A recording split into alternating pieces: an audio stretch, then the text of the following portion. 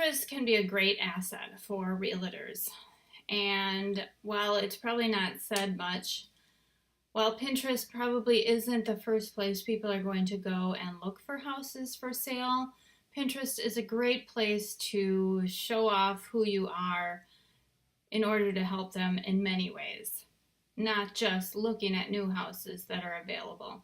People are going to go to a lot of other places probably first for those houses for sale, unless of course they're paying close attention to you. If you are already their realtor and you list things that you've caught on Zillow, or if you've caught on your own MLS feed, and you're directing them right to them, that's probably a good way to connect with them. Otherwise, I think Pinterest is more about building a brand for yourself, building something that people can come and see what to do before they buy a home, what to do before they buy a vacation home, what to do during that process of buying a home, what to do after they buy the home. Maybe some tips about home repairs, maybe some color ideas that they hadn't thought about. So I think of Pinterest as a really great way to brand yourself and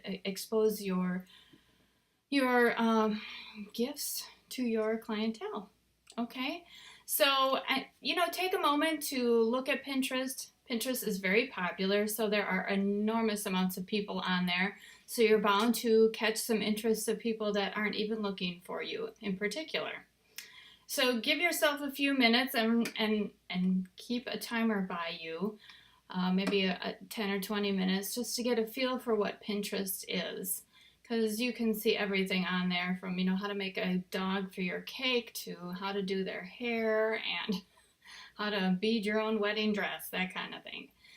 So after you've taken some time to poke around, actually you're probably going to need to sign up first, then take a little bit of time to poke around, then come back and you're going to want to fill out your bio and your about section as good as possible, and get started filling out that section as much as you can, because that's just good business, and that's going to guide your SEO. Pinterest has its own SEO, as well as funneling information out to Google, so this will help engage that and categorize you in those keywords. Remember, we talked about keywords a number of blog posts ago, so you can go back to that article and see a little bit more about keywords if you haven't already.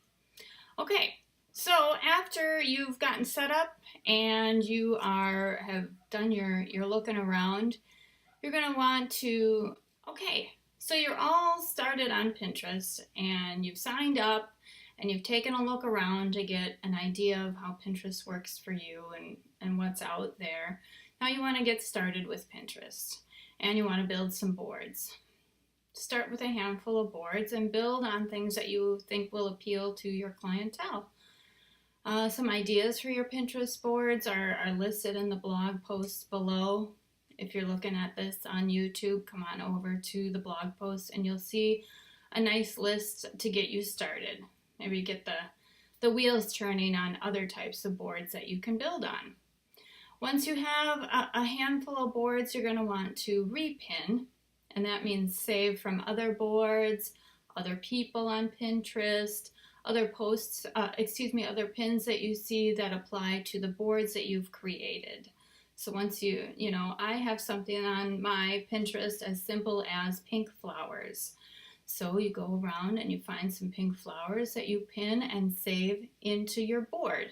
It's a really nice collection of pink flowers because a lot of people will look to you and see that you offer a nice selection of flowers, and they want to do some landscaping, and they'll poke around and see some great ideas. That's what people come to Pinterest for.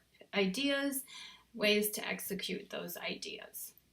Okay, so after you've got those started up and you've gotten a handle on doing a little pinning, engage with the pinners. You see something that you like, maybe some holiday decoration, make a comment, see how they did that, if it was a do-it-yourself type of thing, or make a comment with a question as to where you can find that type of decoration.